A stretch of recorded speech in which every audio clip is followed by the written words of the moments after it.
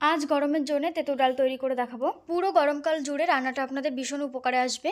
আর রান্নাটা ভীষণই সহজ এবং একদমই সাধারণ একটা রেসিপি। পুরো ভিডিওটা দেখতে থাকুন, আশা করি আপনাদের ভীষণই ভালো লাগবে।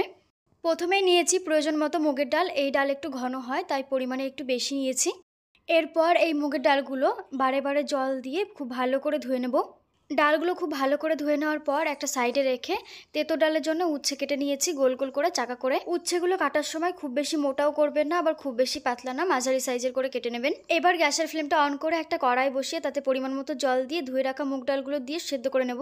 দেখুন ডালের উপরে ফেনা উঠতে শুরু করেছে। এই ফেনাগুলো একটা হাতার সাহায্যে তুলে ফেলে দেবো।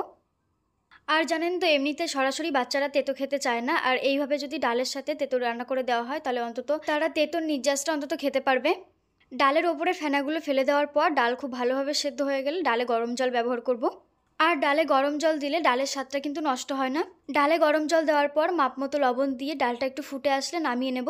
ডাল নামিয়ে নেওয়ার পর আবারও একটা কড়াই বসিয়ে দিয়েছি। কড়াইটা ভালো করে গরম করে দিয়ে দিচ্ছি পরিমাণ মতো তেল। তেলটা খুব ভালো করে গরম করে নিয়ে দিয়ে দিচ্ছি গোল চাকা করে কেটে নেওয়া উচ্ছে।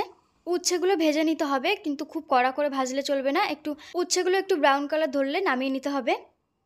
দেখুন উচ্ছেগুলো ভাজা হয়ে গেছে, উচ্ছেগুলো নামিয়ে নিচ্ছি। উচ্ছেগুলো নামিয়ে সরাসরি ডালের মধ্যে দিয়ে দিচ্ছি। যে কোনো তেঁতো রান্নায় ঝাল দেওয়া চলে না, তবে ফোড়নে যে কোনো লঙ্কা ব্যবহার করা যায়, সেটা শুকনো হোক বা কাঁচা।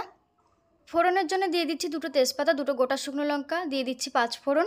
ফোড়নটা একটু কিছুক্ষণ ফ্রাই করে নেওয়ার পর দিয়ে দিচ্ছি আদা বাটা। রঙের জন্য দিয়ে দিচ্ছি হলুদের গুঁড়ো। আদাটা খুব ভালো করে কষিয়ে নিতে হবে, আদা থেকে কাঁচা গন্ধভাব চলে যাওয়া পর্যন্ত। আদা খুব ভালো করে কষিয়ে নেওয়া হয়ে গেলে ডালটা দিয়ে দিতে হবে।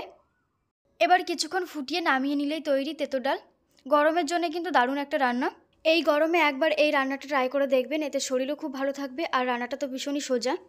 রেসিপিটি ভালো লাগলে প্রতিবারের মতো লাইক করতে ও ভিডিওটি শেয়ার করতে ভুলবেন না। এবং আমার চ্যানেলে নতুন বন্ধু হয়ে থাকলে চ্যানেলটি অবশ্যই সাবস্ক্রাইব করে পাশে থাকবেন। আর যারা ভিডিওটি ফেসবুক পেজ থেকে দেখবেন অবশ্যই পেজটি ফলো করে রাখবেন। আজকের মতো এই পর্যন্ত, দেখা হচ্ছে আবারও নতুন কোনো ভিডিওর সঙ্গে। ততক্ষণে সবাই খুব ভালো থাকবেন, সুস্থ থাকবেন। ধন্যবাদ।